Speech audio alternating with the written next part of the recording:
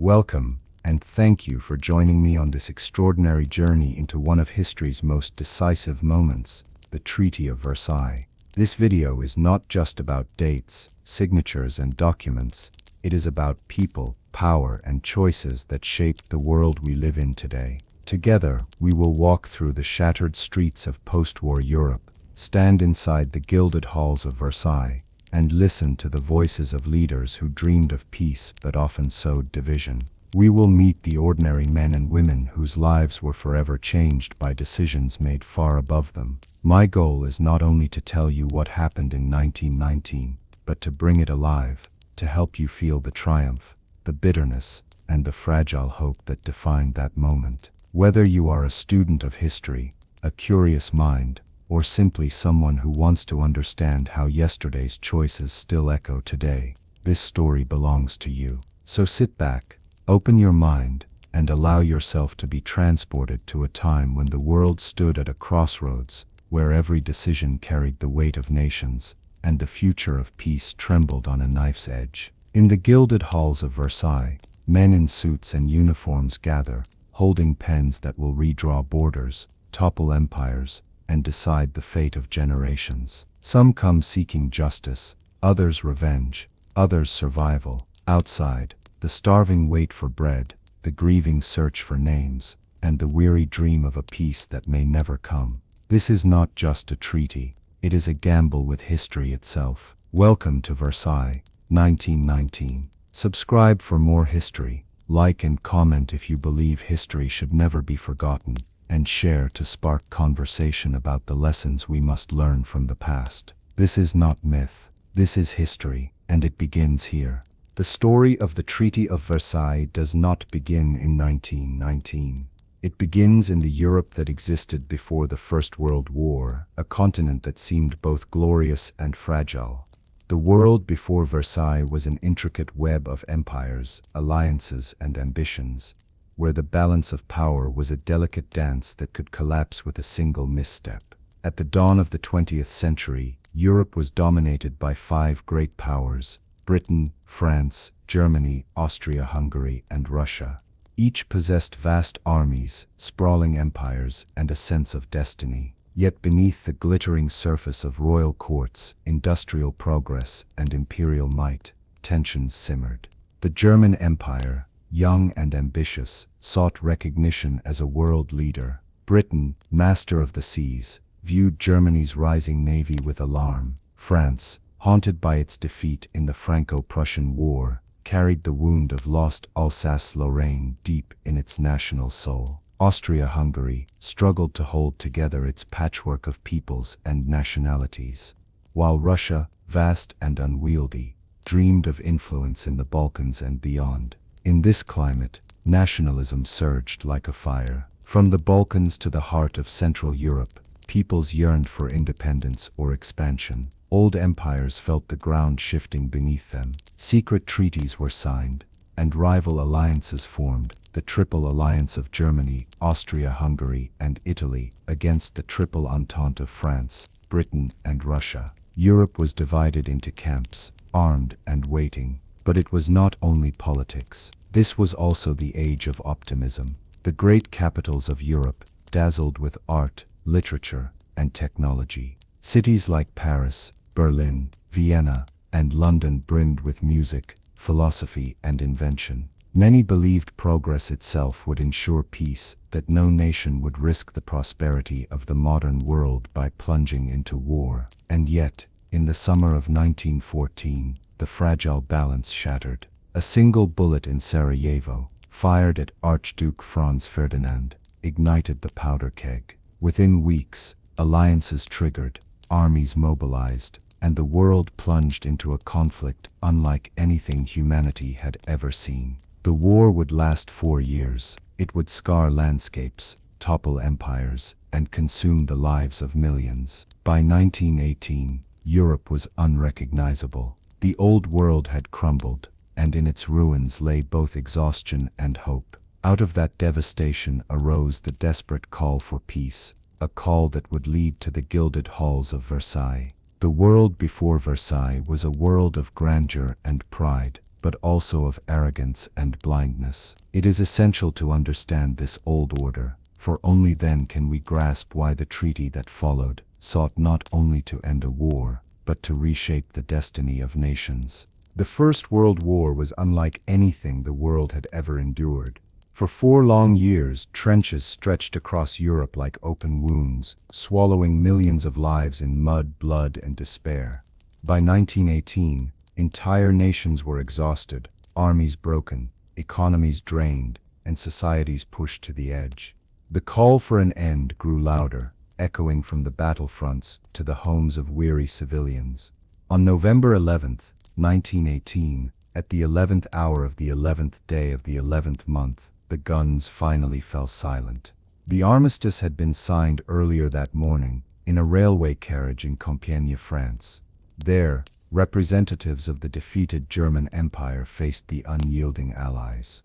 For Germany, the terms were harsh: surrender of weapons, withdrawal from occupied lands, and a blockade that continued to starve the nation. For the Allies, it was not yet peace, but it was victory. Across Europe, the reactions were as varied as the nations themselves. In Paris, church bells rang out, and jubilant crowds filled the streets, embracing strangers, waving flags, and shouting "Vive la France!" In London, Big Ben tolled as throngs gathered in Trafalgar Square, celebrating the end of a nightmare. In Washington, President Wilson proclaimed that the world was safe for democracy, even as he envisioned a new order shaped by his 14 points. But in Germany, the mood was far different. Soldiers trudged home not as victors, but as broken men. Many could not comprehend how they had lost, having been told for years that victory was within reach. The sudden collapse of the empire, the abdication of Kaiser Wilhelm II, and the rise of a fragile republic left the nation reeling. Hunger, humiliation, and anger festered. The armistice marked the end of fighting, but it was not the end of suffering. Millions of refugees wandered across shattered landscapes. Families searched for missing loved ones, while cemeteries expanded by the hour. The war had destroyed not just lives, but faith in progress. The old Europe had been swept away, leaving behind questions that no treaty could easily answer. And yet, for a brief moment, the silence after years of thunderous artillery felt like hope. Soldiers on both sides wept as the guns stopped. They had survived the unimaginable, though they carried scars, some visible, many hidden, that would last a lifetime. The armistice was both an end and a beginning. It ended the greatest bloodletting the modern world had seen. But it also opened the door to a fragile peace, one that would soon be hammered into form at the Palace of Versailles. The choices made there would determine whether this silence of the guns was permanent or merely a pause before the storm. The guns had fallen silent, but Europe was anything but at peace. In the aftermath of the armistice, the continent lay shattered, its cities scarred, its people broken, its empires collapsed.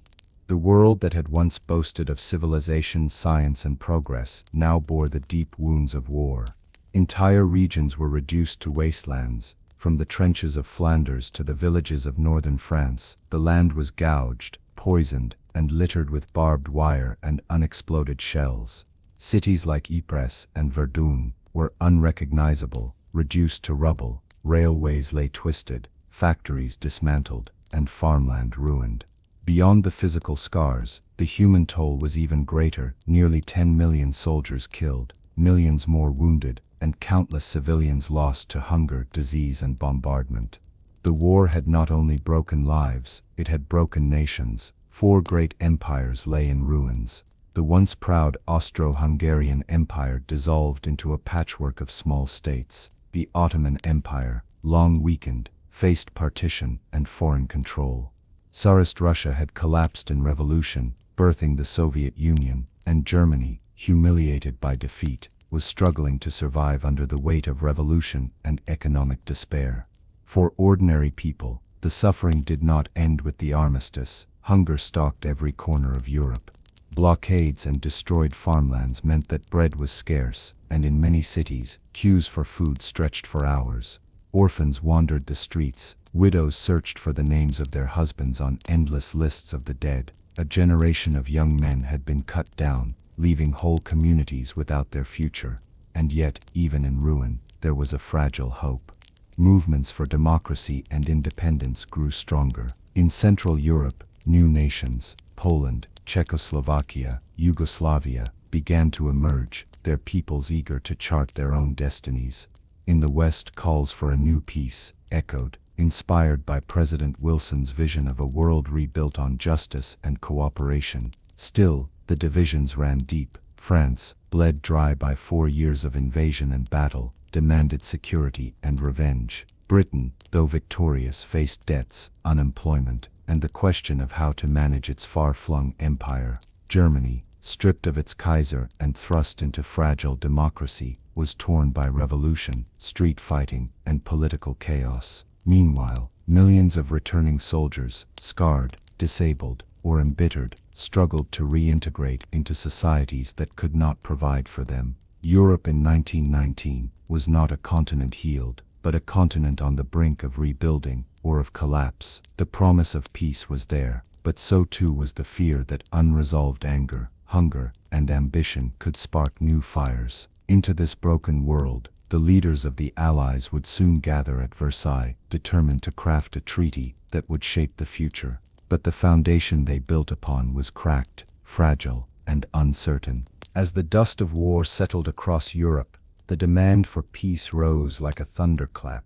From the highest halls of power to the smallest villages, people cried out for an end to bloodshed and chaos.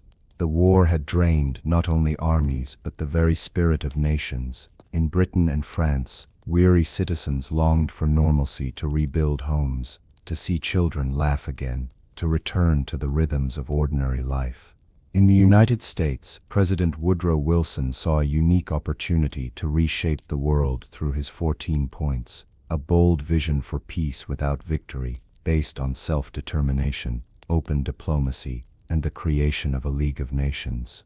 For others, the call for peace was far less idealistic. France, scarred by invasion, demanded security and retribution. Its people believed peace could only be secured if Germany was weakened forever. Britain, though celebrating victory, sought to maintain its empire and safeguard trade routes, while balancing Wilson's lofty ideals with practical realities. Italy demanded territorial rewards it had been promised. Japan sought recognition as a global power. Each nation's call for peace echoed differently. Some spoke of justice, others of revenge, others of ambition. Ordinary people, however, wanted something simpler: bread, work, stability. The war had devastated daily life. Farmers could not plow ruined fields. Factories lay silent. Veterans returned to no jobs, their bodies crippled, their spirits weary. Widows pleaded for pensions. Orphans crowded city streets. For them, peace was survival. It was clear that peace could not be postponed. The Allied leaders agreed to meet in Paris to determine the future of the world. This would not be just another treaty. It would be a gathering to decide how nations would coexist, how borders would be drawn, and how the victors would deal with the vanquished. The Palace of Versailles, once home to kings, would now host the makers of modern history. The call for peace was powerful, but beneath it lingered fear. Would peace be guided by compassion or by vengeance? Would it heal wounds or carve deeper scars? These questions hung over Europe like a storm cloud as the leaders prepared for the Paris Peace Conference. The Palace of Versailles, with its glittering mirrors and marble halls, was a monument to grandeur. Built by Louis XIV to display the power of France, it now stood as the stage for a new kind of spectacle: the crafting of peace after the Great War. As delegates from across the world arrived, Versailles became a theater of diplomacy.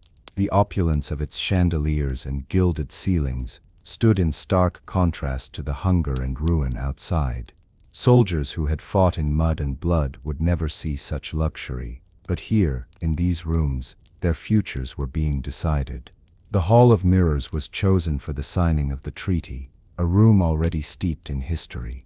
It was here, nearly 50 years earlier, that Germany had proclaimed its empire after defeating France in 1871.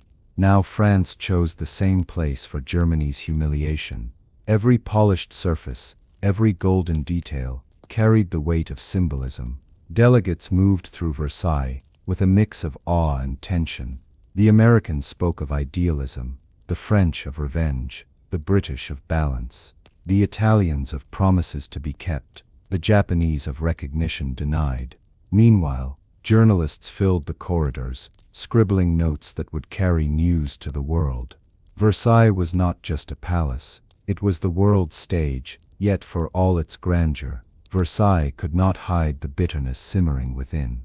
The rooms echoed with arguments, broken promises, and clashing visions.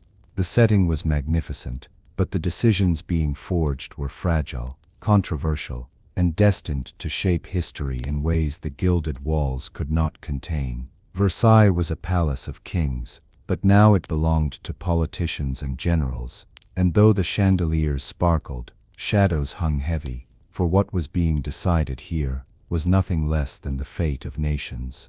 In January 1919, the world turned its eyes to Paris, where the most powerful leaders of the victorious nations gathered to decide the future.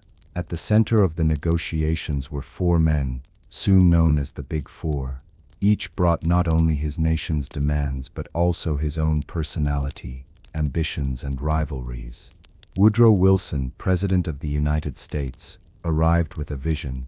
His 14 points promised a new world order: no secret treaties, freedom of the seas, disarmament, self-determination for nations, and above all, a League of Nations to prevent future wars. Wilson was an idealist, calm and professorial, but sometimes stubborn. To him, Versailles was not just about punishing Germany, but about creating lasting peace. Georges Clemenceau, Prime Minister of France, was Wilson's opposite. Known as the Tiger, Clemenceau had endured the German invasion of France firsthand. He demanded security, reparations, and guarantees that Germany would never again rise to threaten France. Fierce, uncompromising, and sharp-tongued, Clemenceau viewed Wilson's idealism as naive. For him, Versailles was about survival. David Lloyd George, Prime Minister of Britain, was the mediator between extremes. Brilliant and witty, he balanced public pressure at home, where people wanted Germany punished, with his understanding that Europe needed stability, not endless vengeance. He often shifted positions, playing negotiator between Wilson and Clemenceau, while always keeping British interests first. Vittorio Orlando, Prime Minister of Italy, completed the group. Italy had entered the war on the side of the Allies after promises of territorial rewards. Orlando's mission was to secure those lands, particularly along the Adriatic coast, but his voice was weaker than the others, often overshadowed in disputes, and his frustrations grew as Italy's ambitions clashed with those of his allies. The Big Four were not friends, they were rivals forced into uneasy cooperation. Their meetings were intense, filled with arguments, persuasion, and at times personal insults. Wilson preached principles, Clemenceau demanded punishment, Lloyd George maneuvered pragmatically, Orlando fought to be heard. Outside the conference rooms, the world waited. Crowds gathered in Paris streets, hopeful yet anxious. Newspapers reported every whisper from Versailles. Soldiers returning home, and families mourning their dead. These four men held the fate of nations in their hands. The decisions of the Big Four would not only determine the future of Germany, but redraw the map of Europe and beyond. They carried the burden of millions of lives and the weight of history itself. Yet beneath their lofty mission lay ambition, pride, and the competing demands of politics. In the glittering halls of Versailles, the Big Four began their work. They were determined to build peace, but whether that peace would endure, or collapse into another war, was a question their choices would answer. While the victorious nations gathered in Paris to shape the future, one voice was deliberately silenced: Germany's. The defeated empire, once a dominant power in Europe, was not invited to sit at the table where its fate was being decided. For the German people, this exclusion was both humiliating and ominous. The Allied leaders justified their decision by pointing to Germany's responsibility for the war. After years of devastation, they argued, how could the aggressor now claim equal standing among the victors? To Clemenceau, allowing German delegates into the conference would insult the millions of French dead. To Lloyd George, it risked diluting Allied unity. Wilson, though uneasy about the exclusion, allowed it, believing Germany would eventually be given a chance to respond to the treaty's terms. And so, as discussions raged in Versailles, Germany waited in silence. The new Weimar government, fragile and unstable, faced chaos at home, revolution in the streets, economic collapse, and the abdication of Kaiser Wilhelm II. Yet it was also desperate for peace. Many German leaders hoped that Wilson's 14 points would soften the blow, offering a just settlement rather than harsh retribution. But as weeks turned into months, rumors leaked from Paris: reparations, disarmament, territorial losses, a war guilt clause. Each whisper deepened the dread in Berlin. The absence of German negotiators meant there was no voice to defend their nation, no chance to shape the terms. Instead, they waited like prisoners for their sentence. Ordinary Germans felt the humiliation deeply. Soldiers returning from the front asked, why were we told we were winning, only to be branded as criminals? Civilians lined up for bread, seething with anger at the blockade, still strangling their nation. Many believed the Allies were not negotiating peace but preparing revenge. In Paris, the exclusion of Germany was deliberate strategy. The Allies wanted freedom to dictate terms without resistance. But the consequence was bitterness. When the German delegation was finally summoned, months later, it would not be to negotiate, but merely to sign. Germany's exclusion was more than a diplomatic choice. It was a symbol. It reinforced the idea that Germany was guilty, dangerous, and unworthy of equal treatment. This sense of humiliation would burn into German memory, feeding resentment for years to come. At Versailles, maps were redrawn and decisions made. But in Berlin, silence grew louder, broken only by protests, hunger, and the restless anger of a nation denied a voice. This silence, imposed in 1919, would echo long into the future. As the delegates met in Paris, Woodrow Wilson carried with him not just the authority of the United States, but the hopes of millions around the world. Unlike Clemenceau or Lloyd George, who thought in terms of nations, borders, and reparations, Wilson spoke of principles, lofty ideals meant to reshape the very fabric of international relations. His 14 points, announced a year earlier, had stirred imaginations everywhere. Open diplomacy instead of secret treaties, freedom of the seas, the reduction of arms, fair adjustments to colonial claims, self-determination for oppressed peoples, and most importantly, the creation of a League of Nations, a permanent body to settle disputes peacefully and prevent future wars. For many, this was revolutionary. After 4 years of slaughter, Wilson's words sounded like salvation. Crowds in Paris cheered him as he arrived, waving American flags and chanting his name. Newspapers hailed him as the prophet of peace. Small nations, long overshadowed by empires, placed their faith in his promises of self-rule. To them, Wilson represented fairness, a chance to escape the grip of great power politics. But inside the halls of Versailles, his vision collided with reality. Clemenceau sneered at Wilson's idealism, asking sarcastically, even God only had 10 commandments. To Clemenceau, peace required crushing Germany, not trusting vague principles. Lloyd George admired Wilson's brilliance, but knew that British voters demanded Germany pay. Orlando, representing Italy, cared little for global principles. He wanted territory. Wilson pressed on, often lecturing, sometimes stubborn, convinced that moral force could guide nations. But as negotiations unfolded, his idealism was repeatedly tested. When colonial subjects in Asia and Africa petitioned for independence, the Allies dismissed them. When borders in Eastern Europe were redrawn, self-determination was applied selectively. Wilson's dreams were noble, but they bent under the weight of old rivalries and power politics. Still, his greatest idea, the League of Nations, remained on the table. Wilson believed it could correct the treaty's flaws, creating a safeguard for justice in the future. Even if Clemenceau and Lloyd George demanded harsh terms, Wilson trusted that the League would provide balance and prevent vengeance from spiraling into another war. For the moment, Wilson stood tall in Versailles. He was the teacher among politicians, the prophet among pragmatists. His dream of a new world order inspired millions, but in the shadowed corners of the palace, his opponents plotted to dilute and reshape his ideals. The question was not whether Wilson's vision was noble, it was whether the world was ready to embrace it. When President Wilson laid out his 14 points in 1918, they were meant as a roadmap to peace. They promised a fairer world, a settlement that would heal rather than punish. But as negotiations deepened at Versailles, those lofty words began to buckle under the strain of politics. For smaller nations, the 14 points became a beacon. Poles, Czechs, Arabs, and countless others looked to Wilson as the champion of their right to self-determination. Petitioners crowded Paris hotels, clutching maps and documents, desperate for his endorsement.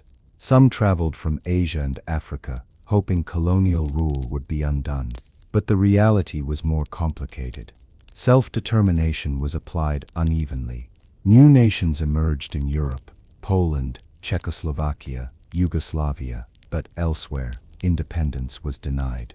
Colonies of Germany and the Ottoman Empire were carved into mandates, effectively placed under Allied control. To many, it was empire by another name. Wilson tried to defend his ideals. He spoke of morality, of law above power, of a League of Nations that would one day ensure justice. But every step forward brought compromises. Clemenceau mocked his sermons. Lloyd George nodded politely, then maneuvered for British interests. Orlando pressed for promised territories, indifferent to principles. As the treaty took shape, Wilson saw pieces of his vision stripped away. He clung fiercely to the League of Nations, believing it could be the instrument to correct injustice in the future. Yet the more the treaty drifted from his 14 points, the more bitterly some petitioners felt betrayed. To them, Wilson had raised hope, only to abandon it. The 14 points began as a guiding star, but at Versailles, they became a heavy burden, a promise the world could not keep. If Wilson dreamed of a just peace, Georges Clemenceau dreamed of survival. For France, the Great War had been fought on its own soil, its towns and villages turned to rubble, its fields poisoned by shells. Nearly 2 million French lives had been lost. To Clemenceau, known as the Tiger, peace could not be an experiment in ideals. It had to be a shield against Germany. Clemenceau's demands were clear. Germany must be punished. It must be weakened so completely that it could never again threaten France. He pressed for harsh reparations, not only to pay for the damage, but to keep Germany economically crippled. He insisted on the return of Alsace-Lorraine, the demilitarization of the Rhineland, and strict limits on Germany's army. His passion often boiled over in meetings. When Wilson spoke of forgiveness, Clemenceau snapped back. Forgiveness, tell that to the widows of France. When Lloyd George urged moderation, Clemenceau warned, if Germany is not crushed, she will rise again. Behind Clemenceau's fiery words lay genuine fear. He had lived through the Franco-Prussian War of 1870, when Germany humiliated France. Now, with Paris still in mourning, he would not gamble France's future on promises. To him, Wilson's ideals were dreams, but his people demanded security and revenge. In Versailles, Clemenceau found allies among those who had suffered. Belgian and Polish representatives supported harsh measures. French crowds cheered when they read of his demands. To many, he was not just a leader, but a defender of France's honor. Yet his stance also sowed division. Wilson feared that excessive punishment would breed future conflict. Lloyd George worried about destabilizing Europe, but Clemenceau did not bend. He would rather risk arguments with allies than leave France vulnerable. As the treaty took shape, Clemenceau's hand weighed heavily on every clause. The French premier was determined, if peace came, it would be on France's terms. Among the Big Four, David Lloyd George, Prime Minister of Britain, stood as the political tightrope walker. Charismatic, witty, and sharp-minded, he was both mediator and opportunist. Unlike Clemenceau's fierce demands, or Wilson's lofty ideals, Lloyd George's approach was pragmatic. He sought balance. Britain had won the war, but at a staggering cost. Hundreds of thousands of young men had fallen, and the empire's economy was strained. At home, the public demanded vengeance. The newspapers screamed for Germany to pay. One popular slogan declared, "Make Germany pay." Lloyd George, a master of politics, understood that if he returned to London without reparations and security, his career might collapse. Yet privately, he worried. If Germany was crushed completely, who would keep balance in Europe? A weak Germany, he feared, might become prey to Bolshevism, which was already spreading from revolutionary Russia. At the same time, a humiliated Germany might one day rise again in anger. He wanted Germany punished, yes, but not destroyed. This balancing act defined Lloyd George's role at Versailles. In meetings, he often played mediator, leaning one moment toward Clemenceau, the next toward Wilson. He supported reparations but argued they must be realistic. He endorsed the League of Nations, but insisted Britain's naval supremacy remain untouched. He supported redrawing borders but made sure British colonial gains were secured. His greatest skill lay in his adaptability. When Clemenceau demanded vengeance, Lloyd George nodded in sympathy, then quietly trimmed the harshest clauses. When Wilson preached principles, Lloyd George smiled and applauded, then carefully reshaped those ideals into something Britain could accept. To many, he was a clever negotiator. To others, a slippery opportunist. But without his balancing hand, the conference might have collapsed under the weight of conflicting visions. Lloyd George was the bridge between the tiger's fury and the professor's dreams. Still, his balancing act had limits. The British public demanded reparations, and Lloyd George had promised them. So, while he sought moderation, he ultimately supported the clauses that forced Germany to pay, and in doing so, tied his name to a treaty whose consequences would haunt the future. While Wilson, Clemenceau, and Lloyd George dominated the stage, the fourth member of the Big Four, Vittorio Orlando, Prime Minister of Italy, fought desperately not to be overshadowed. Italy had entered the war in 1915, lured by promises in the Treaty of London that it would gain territories along the Adriatic coast and in former Austro-Hungarian lands. Now at Versailles, Orlando arrived determined to claim what was promised. But the Italian position was fraught with problems. Italy had suffered heavy casualties during the war, yet its victories were limited. The other allies viewed Italy as a secondary power, useful but not decisive. Orlando demanded Dalmatian lands and the port city of Fiume, arguing they were vital to Italy's security and destiny. Wilson opposed these claims, insisting they violated his principle of self-determination, since the people there were largely Slavic. Clemenceau and Lloyd George, while polite, were more concerned with their own interests. Orlando grew increasingly frustrated. He believed Italy's sacrifices, hundreds of thousands of dead, devastated northern regions,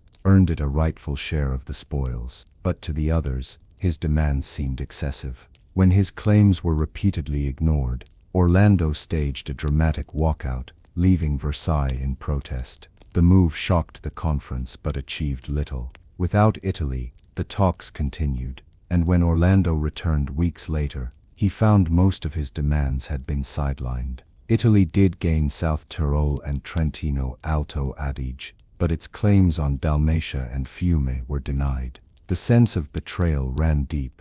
Back in Italy, newspapers denounced Versailles as a mutilated victory, fueling anger that would later feed the rise of fascism. Orlando's struggle revealed a deeper truth. Versailles was not just about peace, but about power. And in that contest, Italy discovered it was not a true equal. Orlando had entered Versailles hoping to elevate Italy among the great powers. He left humiliated, his voice drowned out by louder ones. Though the war had raged mostly in Europe, its outcome was global, and so too was the peace conference. Among the victors sat Japan, a rising power from the east. Having fought alongside the Allies, Japan expected Versailles to recognize its growing influence.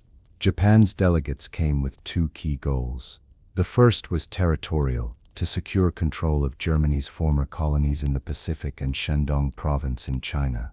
Japanese troops had seized these territories during the war, and the government argued they should remain under Japan's administration. The second was more ambitious, to include a clause in the treaty recognizing the principle of racial equality among nations. The territorial claims stirred controversy. China, newly independent but fragile, demanded the return of Shandong, sparking fierce protests in Beijing and beyond. Wilson hesitated, but Britain and France supported Japan, having promised concessions during the war. In the end, Japan was granted Shandong, igniting anger across China and planting seeds of nationalist resentment. The racial equality proposal was even more dramatic. When the Japanese delegation presented it, many expected support, especially given Wilson's talk of self-determination and equality. In fact, a majority of delegates voted in favor. But Wilson, bowing to pressure from Britain and Australia, who feared challenges to their colonial policies, declared the proposal rejected because it lacked unanimous approval. The decision humiliated Japan. To its leaders, Versailles proved that Western powers still saw their nation as an outsider, useful in war but unwelcome in equality. While Japan gained territories, the rejection of racial equality left a deep wound, fueling disillusionment with the West and sowing resentment that would echo in decades to come. Japan's place at the table showed that Versailles was not just a European settlement but a global one, yet it also revealed how fragile and hypocritical that global order could be. The First World War had been fought not only in Europe but across empires, and now at Versailles the question of colonies loomed large. From Africa to the Middle East, the victors sought to reshape the world's map, not in the name of freedom, but in the pursuit of power. Germany's overseas colonies were stripped away, but instead of granting them independence, the Allies transformed them into mandates under the new League of Nations. In theory, this meant they were to be governed for the benefit of the people until self-rule was possible.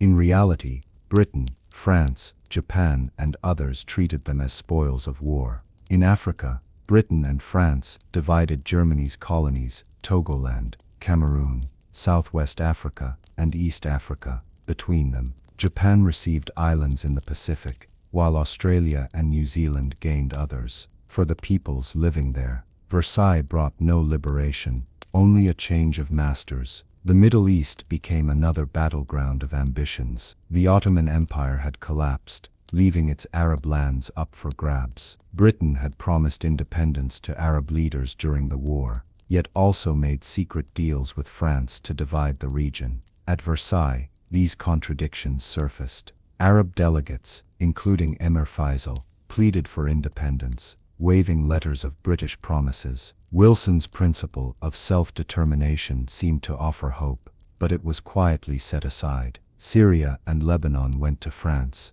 Palestine and Mesopotamia to Britain. The colonial debates revealed the stark hypocrisy of the conference. While Wilson spoke of liberty, the great powers carved the world for themselves. Leaders from colonized nations, from Korea to India to Vietnam, traveled to Paris to plead their cases, only to be ignored or sent away. Among them was a young Vietnamese activist named Nguyen Ai Quoc, later known as Ho Chi Minh, whose petitions for independence were dismissed. Versailles promised a new order, but for millions in colonies, it only reinforced the old one. Resentment grew quietly, waiting for the day it would erupt. The colonial question at Versailles planted seeds of future struggles, not only between great powers but between empires and the people they ruled. The word on everyone's lips at Versailles was reparations. For the Allies, reparations meant justice. Germany must pay for the destruction it had caused. For Germany, it was a looming shadow, a burden that could strangle its future. The debate was fierce. Clemenceau demanded vast sums to rebuild devastated France. Entire villages had been wiped off the map. Coal mines and factories lay in ruins. To him, reparations were not only fair but essential. Germany must pay for every ruined house, every orphaned child, he declared. Lloyd George faced pressure from home. The British public expected Germany to shoulder the costs of war pensions for widows and veterans. Newspapers fanned the cry, "Hang the Kaiser, make Germany pay." Yet Lloyd George hesitated. He feared that crippling Germany might destabilize Europe, making it too weak to trade or to resist Bolshevism. Wilson was uneasy from the start. He agreed that Germany should make some payments, but insisted reparations must be limited to direct war damages, not limitless punishment. To him, excessive demands would only breed resentment, but Clemenceau pushed harder. Behind closed doors, commissions calculated staggering figures, billions in gold marks. No exact number was set at Versailles, but the principle was enshrined. Germany would be forced to pay, with the final bill decided later. Outside the palace, newspapers exaggerated the sums. German civilians, already starving from blockade, trembled at rumors of crushing debts. In Berlin, ministers warned that reparations would ruin their economy. Yet they had no voice. The terms were dictated, not negotiated. The reparations debate revealed the fractures between the Big Four. Wilson wanted fairness. Lloyd George wanted balance. Clemenceau wanted vengeance. But in the end, Clemenceau's voice rang loudest. Reparations would be written into the treaty, and Germany would carry that burden for years to come. Perhaps the most controversial clause of the Treaty of Versailles was Article 231, forever known as the War Guilt Clause. It stated that Germany accepted responsibility for causing the war and for all the damage resulting from it. To the Allies, this clause was essential. Clemenceau argued it provided the legal basis for demanding reparations.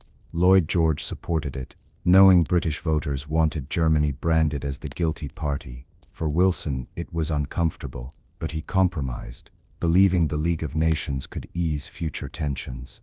But to Germany, Article 231 was a dagger to the heart. The German delegation, excluded from negotiations, had been assured that Wilson's 14 points would guide peace. Instead, they now faced a clause that painted them as sole villains. The truth was far more complex. The war had erupted from tangled alliances and shared miscalculations. Yet Versailles reduced it to one sentence of blame. When news of the war guilt clause reached Berlin, outrage exploded. Politicians denounced it as a lie. Newspapers cried betrayal. German soldiers who believed they had fought honorably felt insulted.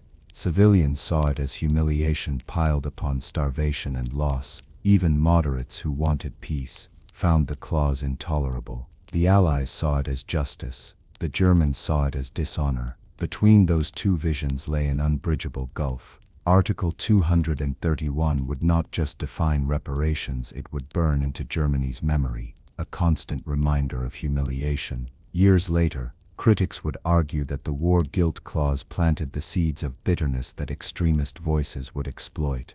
At Versailles, however, it was simply ink on paper, yet ink with the power to shape the destiny of nations. Another pillar of the Versailles Treaty was the demand for Germany's disarmament and demilitarization. To the Allies, this was essential. Germany's armies had plunged Europe into war. They must never rise again.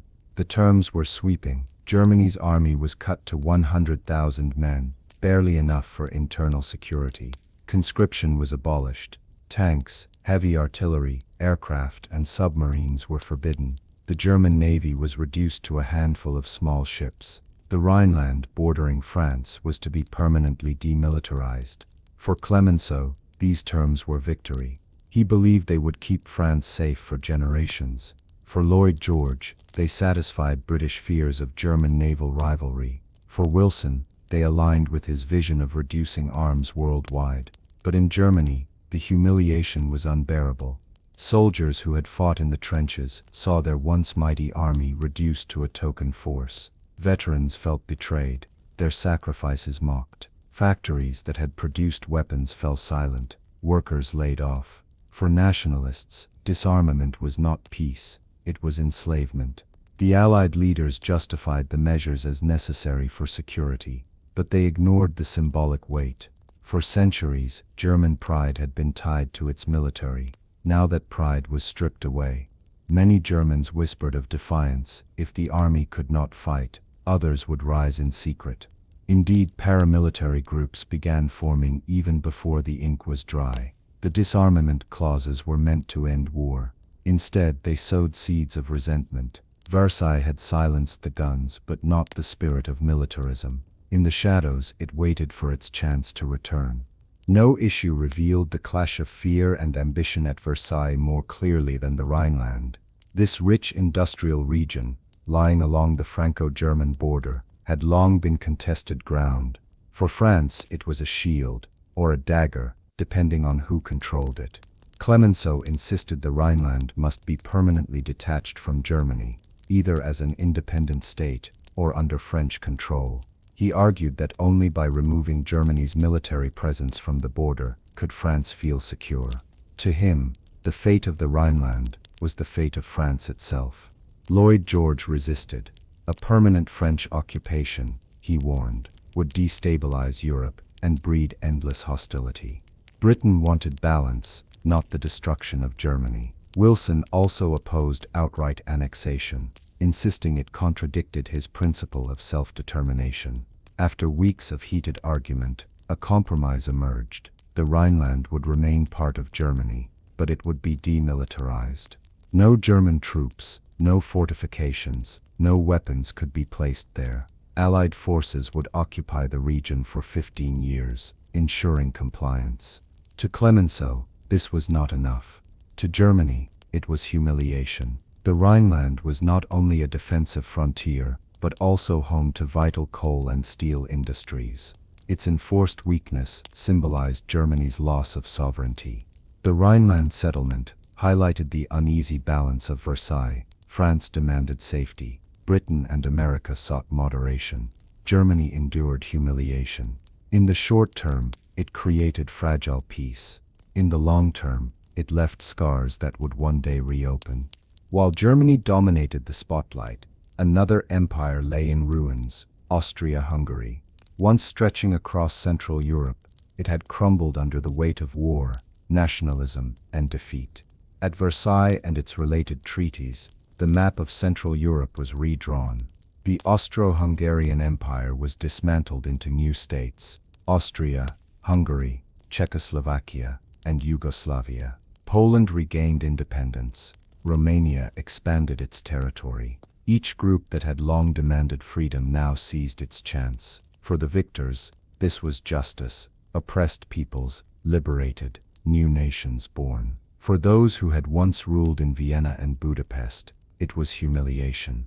The empire of the Habsburgs, centuries old, vanished almost overnight. The treaty imposed harsh restrictions on Austria and Hungary. Both were stripped of territory, forced to disarm, and barred from reuniting with Germany. Vienna, once the glittering capital of an empire, was reduced to the capital of a small republic, its palaces reminders of lost grandeur. Hungary, cut off from 2/3 of its land, seethed with anger. Nationalist joy mixed with tension. Borders were drawn hastily, often ignoring ethnic complexities. In Czechoslovakia and Yugoslavia, minority groups bristled under new rulers. Instead of peace, new disputes were born, seeds of future conflict in Central Europe. Austria-Hungary's fall symbolized the old order's collapse. Versailles had not only punished empires, it had erased them. Far from Paris, another empire collapsed: the Ottoman Empire. Once spanning the Middle East, North Africa, and the Balkans, it had been called the sick man of Europe long before the war. Versailles and its related treaties delivered the final blow. The empire's Arab lands were carved into mandates under Britain and France. Syria and Lebanon went to France, Palestine, Iraq, and Transjordan to Britain. These arrangements betrayed wartime promises made to Arab leaders who had fought against the Ottomans in hope of independence. Emir Faisal, who had marched with Lawrence of Arabia, pleaded in Paris for recognition. He spoke of Arab sacrifices and dreams of freedom, but his words were drowned out by maps and deals. Meanwhile, Greece and Italy eyed Ottoman territories. Greek forces occupied Smyrna, sparking conflict with Turkish nationalists. The Treaty of Versailles, signed in 1920, stripped the empire of nearly all its lands, leaving only a small Turkish state. But the Ottomans' story did not end there. From the ashes, Mustafa Kemal Atatürk rallied Turkish resistance, rejecting the treaty. His movement would eventually overturn Severus and create modern Turkey. For Arabs, however, Versailles marked betrayal. Instead of independence, they found themselves under new masters. The Ottoman collapse was not only the end of an empire, it was the beginning of new struggles that would shape the Middle East for a century. Among the thorniest issues at Versailles was the rebirth of Poland. After more than a century of partition, its lands divided between Germany, Austria-Hungary, and Russia, Poles longed to return as a sovereign nation.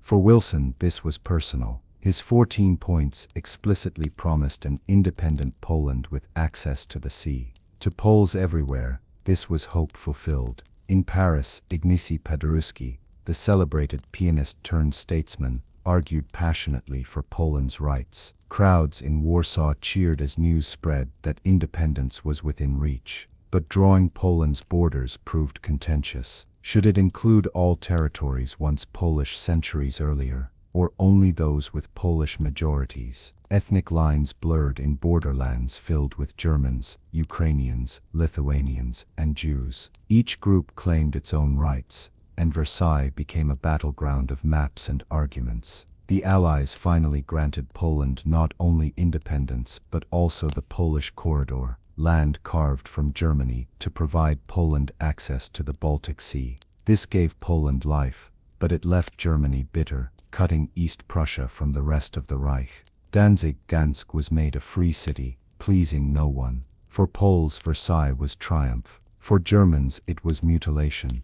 The Polish question revealed how hard it was to balance history, justice, and ethnic reality, and how new conflicts were being sown even as old ones ended.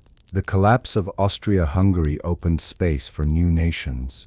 Among them was Czechoslovakia, uniting Czechs and Slovaks under one state. Its leader Tomáš Masaryk lobbied tirelessly in Paris, presenting his nation as modern, democratic, and worthy of independence. The Allies supported Czechoslovakia, seeing it as a strong buffer against both Germany and Bolshevik Russia. Versailles granted it lands rich in industry, including the Sudeten region with large German populations. While this made the new state economically strong, it also sowed seeds of future tension. Germans in Sudetenland resented being ruled by Czechs. Elsewhere, borders were drawn with little regard for ethnic realities. Hungarians in Slovakia, Poles in Teschen, and Ruthenians in the east all found themselves under Czechoslovak rule. For Masaryk, it was triumph. For minorities, it was disillusion. Still, in 1919, Czechoslovakia shone as a symbol of Wilson's self-determination principle in action. Yet beneath the surface, the compromises of Versailles meant future disputes were inevitable.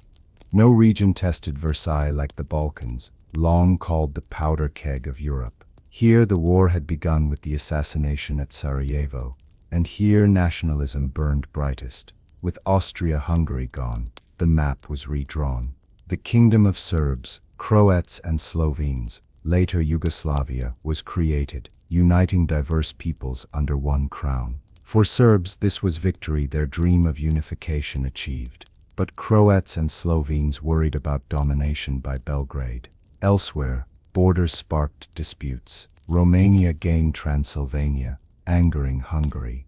Bulgaria lost land to Greece and Yugoslavia, fueling resentment. Albania's fate hung in uncertainty, squeezed between neighbors. The Allies treated the Balkans as secondary, but for the people living there, every line on the map was life or death. Ethnic groups that had lived side by side now found themselves ruled by new masters. Some rejoiced, others resisted. In Paris, delegates from small Balkan states pleaded, argued, and protested. But in the great halls of Versailles, their voices were often drowned out by the Big Four. The Balkan puzzle was not solved, it was merely rearranged, its pieces still jagged, waiting for the next spark. For Wilson, all compromises at Versailles mattered less than one great achievement, the creation of the League of Nations. To him, this was the heart of his 14 points, the guarantee that future conflicts would be prevented. The League was envisioned as a permanent international body where nations could settle disputes peacefully. It would oversee disarmament, resolve conflicts, and protect small nations from aggression. Article X, the most controversial clause, bound members to defend each other against attack.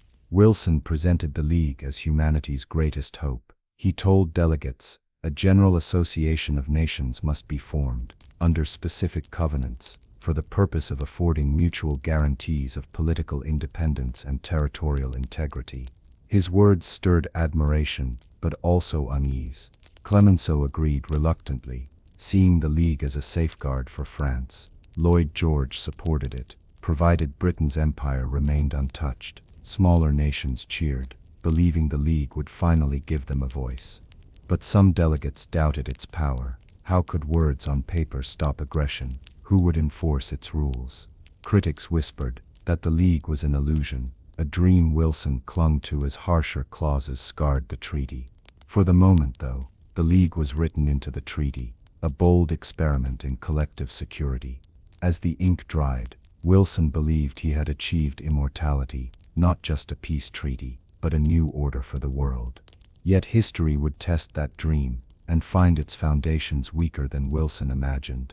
As the months dragged on at Versailles, Woodrow Wilson found himself increasingly trapped between his ideals and the realities of diplomacy. He had come to Paris as the prophet of peace, cheered by crowds and praised as the man who would change history. But inside the gilded halls, his influence began to wane. Wilson fought tirelessly for the League of Nations.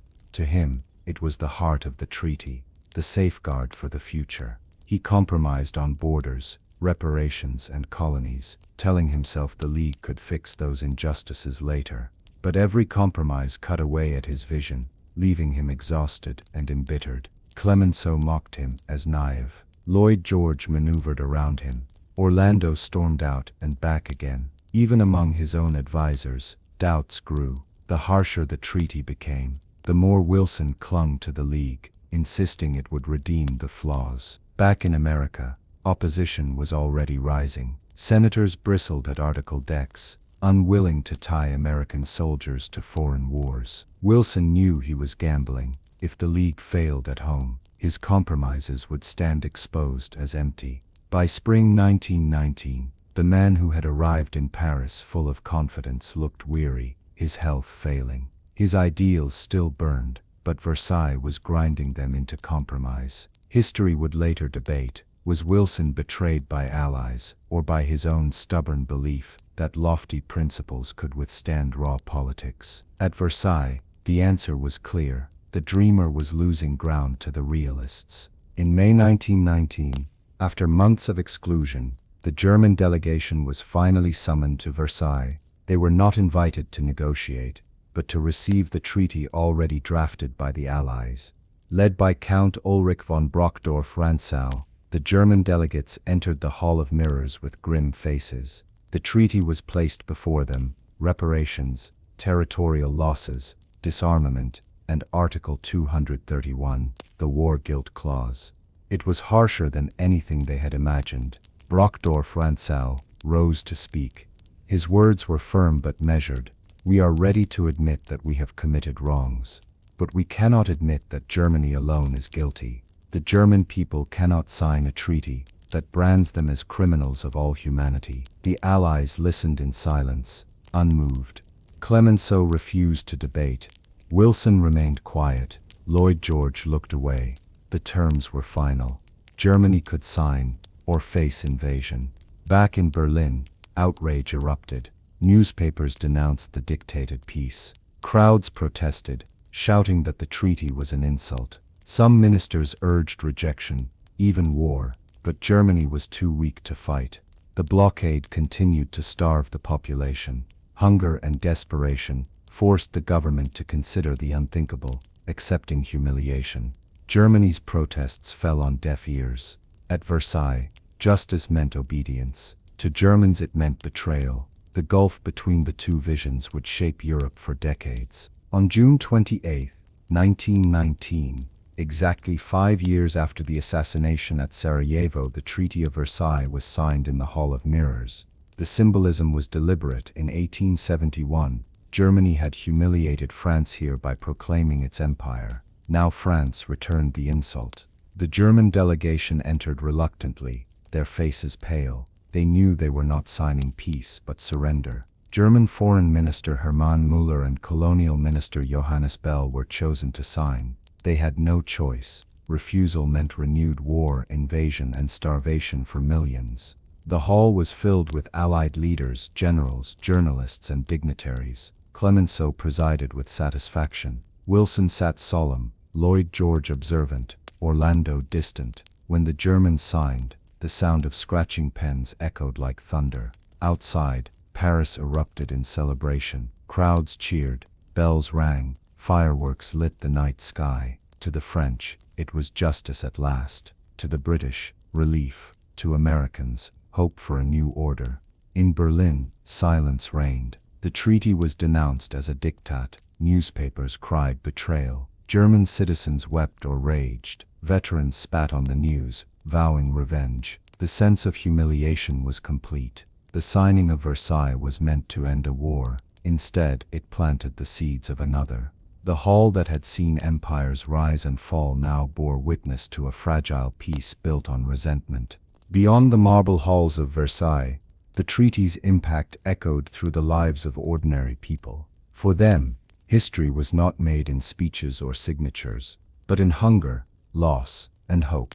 In Germany, workers queued for bread as inflation gnawed at wages. Mothers clutched thin children, muttering about betrayal. Soldiers limped home, uniforms ragged, medals meaningless. To them, Versailles was not peace, but humiliation. Crowds in Berlin shouted, "We are not criminals." Newspapers fanned outrage. Even moderates who wanted peace were silenced by anger. In France, the mood was triumphant but bittersweet. Villages in ruins could not be rebuilt with signatures. Farmers stared at fields cratered by shells. Widows stood in black at graves, clutching photographs. Many celebrated Clemenceau's firmness, but deep down, some wondered if revenge could truly heal wounds. In Britain, relief filled the streets. Crowds sang, church bells rang, and soldiers returned to parades. Yet beneath the joy was unease. Families mourned sons never to return, and veterans begged for work. The public wanted Germany punished, but some feared that crushing her too hard might bring future war. Ordinary voices rarely reached the conference table, yet it was their lives that would be most shaped by the treaty. They were the silent chorus of Versailles, grieving, celebrating, and questioning whether true peace had been found. For German soldiers, the end of the war brought not victory parades but silence, bitterness, and confusion. Many had believed propaganda promising triumph. Instead, they returned to a defeated, starving homeland. Men trudged off trains, their uniforms tattered, boots worn thin. Crowds greeted them not with cheers but with weary stares. Some civilians whispered, "You lost us the war." Others, more sympathetic, offered bread or flowers. But most soldiers felt abandoned. In taverns and town squares, veterans gathered, angry and restless. They spoke of betrayal, the stab in the back myth, that politicians had surrendered while the army could have fought on. This narrative, born of humiliation, spread quickly, fueling resentment. Disabled veterans begged on street corners. Young men, unfit for work, wandered aimlessly. Some joined Freikorps militias, determined to fight communists and crush unrest. The Weimar Republic, fragile and new, faced both revolution and rebellion from men hardened by war. For these soldiers, Versailles was salt in the wound. Their honor, already battered, was stripped away by disarmament and war guilt. Many vowed revenge. They carried the scars of the trenches, not only on their bodies but in their hearts. And in those scars, seeds of future violence were planted. Across Britain, the Treaty of Versailles was greeted with relief. After 4 years of sacrifice, families longed to believe the war to end all wars had truly ended. When news arrived that Germany had signed, church bells rang and flags waved. In London, crowds packed Trafalgar Square, singing and cheering. Newspapers hailed Lloyd George as the man who had defended Britain's honor, and secured reparations. The public wanted Germany punished, and the treaty seemed to deliver. Posters proclaimed, "Germany will pay." Yet, beneath the celebrations were doubts. Veterans returned with missing limbs, struggling to find work. Widows wept in quiet rooms. Economists warned that punishing Germany too harshly might backfire, destabilizing trade and Europe itself. Some intellectuals and clergy spoke out. This is not peace, but an armistice for 20 years. Their warnings went unheard amid the joy. Ordinary Britons carried mixed feelings: relief that war was over, pride in victory, grief for the dead, hope that the League of Nations would keep the peace, and unease, lingering whispers that this treaty, though celebrated, might not last. For France, the Treaty of Versailles was not just a diplomatic agreement, it was the culmination of 4 years of unimaginable sacrifice. Nearly 2 million French soldiers had perished. Villages in the north lay in ruins, fields were cratered, forests burned, and factories destroyed. To many French citizens, Clemenceau's triumph at Versailles felt like long-awaited justice. The return of Alsace-Lorraine, lost to Germany in 1871, was celebrated as the restoration of national pride. Crowds in Strasbourg cheered French troops marching in, waving tricolors and shouting, "Vive la France!" Streets once lined with German signs quickly filled with French flags. It was as if a wound, festering for half a century, had finally been healed. Clemenceau himself, though mocked by some as harsh, was hailed as a hero by the French public. His unyielding insistence on reparations and security won him the title Father of Victory. Newspapers praised him for ensuring Germany would never again rise to threaten France. Yet beneath the relief lay bitterness. Entire regions remained scarred. Widows in black still filled the churches. Families still searched for the names of missing sons. Many French people feared that even Versailles had not gone far enough, that Germany, if left even slightly strong,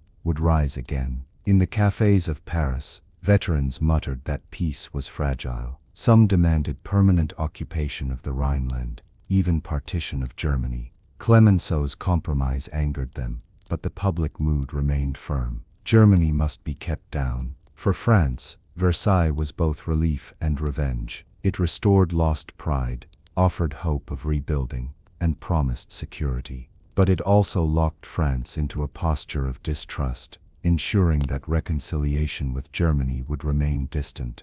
Across the Atlantic, the mood toward Versailles was far less triumphant.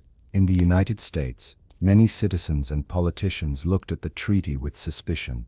President Woodrow Wilson returned from Paris convinced he had achieved his greatest victory, the creation of the League of Nations. To him, the League justified all compromises. But in Washington, opposition stirred. Senators argued that Article X, requiring members to defend others, would drag America into endless foreign wars. The U.S., they insisted, must remain free from Europe's entanglements. Henry Cabot Lodge, leader of the Senate opposition, became Wilson's fiercest critic. He declared, "We will not surrender the independence of the United States to any foreign body." Newspapers echoed his concerns, warning that American lives could be spent defending distant borders. Ordinary Americans, weary of war, wanted peace, but also normalcy. Many resented the idea of being guardians of Europe. Others were uneasy with the harsh treatment of Germany, fearing it would only breed new conflict. Wilson campaigned tirelessly, touring the country to rally support for the League, but his health faltered. Exhausted, he collapsed during the tour and never recovered fully. In the Senate, the treaty failed to gain approval. The United States never joined the League of Nations. This rejection stunned Europe. Wilson had promised leadership, but America turned inward. The torch he carried in Paris flickered and died at home. Versailles, meant to be the dawn of global cooperation, was weakened from the start. For America, Versailles was not triumph, but doubt. For Wilson, it was tragedy. His dream undone by politics, his health broken, his nation retreating from the very order he had tried to build. For Italy, Versailles was supposed to be the reward for sacrifice. In 1915, Italy had joined the Allies after promises of territorial gains in the Treaty of London. Hundreds of thousands of Italians died on the brutal Alpine front. By 1919, Italians expected their sacrifices to be honored, but at Versailles, Italy found itself sidelined. Prime Minister Vittorio Orlando pushed for Dalmatian lands and the city of Fiume. Wilson opposed these claims, citing self-determination. Clemenceau and Lloyd George were indifferent, more concerned with their own demands. Frustrated, Orlando staged dramatic walkouts, but the Allies pressed on without him. When Italy returned, much of what it sought had been denied. Italy gained South Tyrol, Trentino Alto Adige, and Istria, but not Dalmatia or Fiume. In Rome, the public erupted in anger. Newspapers denounced Versailles as a mutilated victory. Veterans felt betrayed. Nationalists accused the Allies of cheating Italy, stirring resentment that would soon fuel the rise of Benito Mussolini and fascism. For Italians, Versailles was not triumph, but bitterness. The sacrifices of war seemed wasted, and humiliation replaced honor. Japan left Versailles, both rewarded and humiliated. On the one hand, it secured Germany's former Pacific islands and control of Shandong in China. These territorial gains expanded Japan's empire and strengthened its influence in Asia. But Japan's more ambitious request, a racial equality clause, was rejected. Wilson, bowing to British and Australian opposition, declared it failed despite majority support. The decision left Japanese delegates seething. To them, Versailles confirmed that Western powers saw Japan as an outsider. China erupted in outrage when Shandong was given to Japan. Students in Beijing launched the May 4th movement, protesting betrayal by the Allies.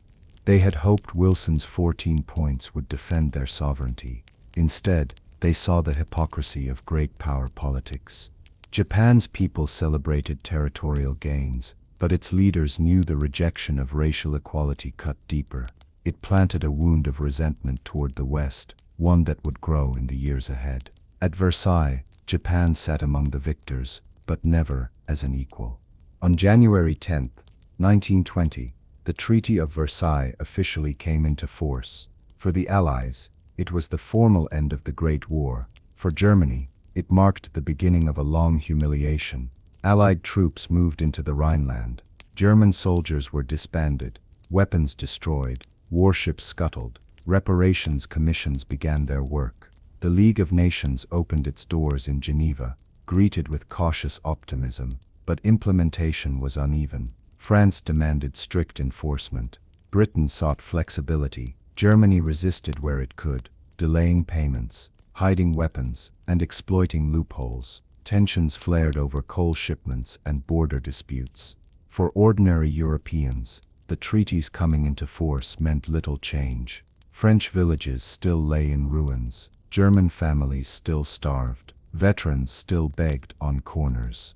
The grand words of Versailles seemed distant from daily struggles. Yet the treaty shaped every conversation. Politicians debated its fairness. Newspapers dissected its clauses, and extremists denounced it as betrayal. The world had entered a new era, not of peace, but of fragile order. Versailles was not just a treaty. It was a symbol of hope for some, of injustice for others, of unfinished business for all. Its legacy had only just begun.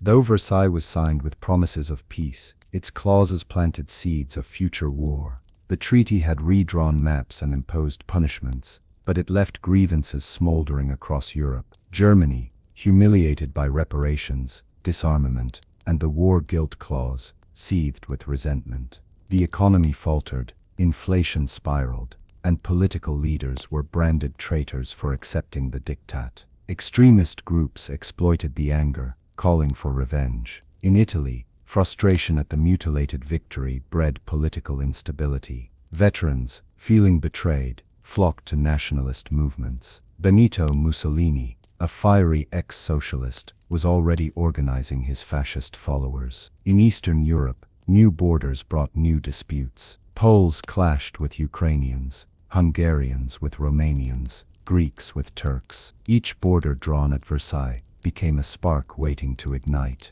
Even among the victors, divisions lingered. Britain and France disagreed on enforcing reparations. The United States, having refused to ratify the treaty, withdrew into isolation. The League of Nations opened, but without America, its authority was weakened. Instead of a lasting settlement, Versailles created a fragile truce. The soil of Europe was still fertile for conflict, and the seeds planted in 1919 would grow into a far darker storm. In Germany, Versailles became the rallying cry of extremists. The treaty's harsh terms and national humiliation fed anger that no moderate government could contain. The Weimar Republic, fragile and new, was blamed for signing the shameful treaty. Politicians who supported it were called traitors. Crowds shouted of the stab in the back, a myth claiming Germany's army had not been defeated in the field, but betrayed by civilians and politicians at home. Into this bitterness stepped radical groups. On the left, communists called for revolution. On the right, paramilitary Freikorps marched with rifles and black banners. Among these voices was a little-known veteran, Adolf Hitler. In Munich beer halls, he thundered against Versailles, Jews, and the Republic. His words electrified crowds who felt robbed of honor. Economic chaos deepened the anger. Hyperinflation in 1923 saw German money printed by the wheelbarrow, worthless overnight. Families starved as their savings disappeared. Versailles had promised reparations payments, but for ordinary Germans it meant only suffering. Though still small in the early 1920s, extremist groups grew in strength, feeding on despair. Versailles had not just punished Germany, it had radicalized it. The treaty meant to secure peace had instead prepared the ground for dictatorship. Throughout the 1920s, the Treaty of Versailles cast a long shadow. For the victors, it was a constant struggle to enforce. For Germany, it was a constant wound. France insisted on strict reparations payments. When Germany fell behind, French and Belgian troops occupied the Ruhr in 1923, seizing coal and factories. German workers responded with strikes, further crippling the economy. Violence flared, and international tensions soared. Britain, wary of collapse, pushed for softer terms. The Dole's Plan of 1924 restructured German payments, offering temporary relief. American loans stabilized the economy, but dependence on foreign credit left Germany vulnerable. Meanwhile, the League of Nations, Versailles' great innovation, struggled without U.S. membership. It resolved minor disputes, but proved powerless against major crises. Skeptics grew louder. Was the League truly a guardian of peace, or just a debating club? In Germany, anger simmered. Even as the economy improved briefly in the mid-1920s, the memory of Versailles festered. Politicians won votes by promising to overturn it. For ordinary Germans, every payment and every occupation was proof of humiliation. By the end of the decade, Versailles was not healing wounds, it was keeping them open. The 1920s offered fragile stability, but beneath it, the treaty's legacy of bitterness and division remained, waiting for the right moment to explode. When the dust of Versailles settled, the world was left to ponder its meaning. For some, it was a triumph, proof that aggression would be punished, that justice had been served for the millions who had died. For others, it was a tragedy, a treaty too harsh to bring reconciliation, yet too weak to ensure lasting security. Historians, politicians, and citizens alike debated its lessons. The French believed that only firmness could guarantee survival, but they worried even Versailles might not be firm enough. The British wondered if they had gone too far, destabilizing a nation that could one day rise again. Americans, having refused to join the League, asked if they had abandoned Europe to its fate. Smaller nations looked at Versailles with mixed emotions. Poland, Czechoslovakia, and others celebrated independence, but their new borders sparked endless quarrels. Colonized peoples, promised freedom, instead faced disappointment and betrayal. For them, Versailles was not justice but hypocrisy. The treaty's most enduring lesson was the danger of peace built on resentment. By excluding Germany, by branding it solely guilty, by demanding crippling reparations, Versailles created bitterness that extremists would exploit. Instead of preventing future war, it became its prelude. Yet Versailles also carried lessons of hope. The League of Nations, though flawed, marked the first attempt at global cooperation. The idea that nations could come together to prevent war was revolutionary, even if imperfect. And the principle of self-determination, however inconsistently applied, planted seeds that would eventually grow into independence movements across the world. The Treaty of Versailles was not just a document, it was a mirror, reflecting humanity's struggle between justice and revenge, ideals and realities, hope and fear. Its lessons would echo through generations, shaping the choices of leaders and the fate of millions. Though Versailles was meant to secure peace, its echo resounded into a far darker future, the outbreak of World War II. In Germany, the treaty became a constant wound. Extremists rallied around its clauses, calling it the symbol of humiliation. The cry to overturn Versailles united the disillusioned. When Adolf Hitler rose to power in 1933, his promise was clear: to tear up the treaty, rebuild Germany's strength, and seek revenge. Bit by bit, he broke its terms. He rebuilt the army beyond 100,000 men, rearmed factories, and remilitarized the Rhineland. Each violation went unanswered by the League of Nations, which proved powerless without U.S. support. Britain and France, weary of conflict, looked away, hoping to preserve peace. The very conditions Versailles created, resentment, economic hardship, and political instability, had paved Hitler's path. The treaty, meant to end war, had instead created the atmosphere for the next. When German troops marched into Poland in 1939, the world plunged into another conflict.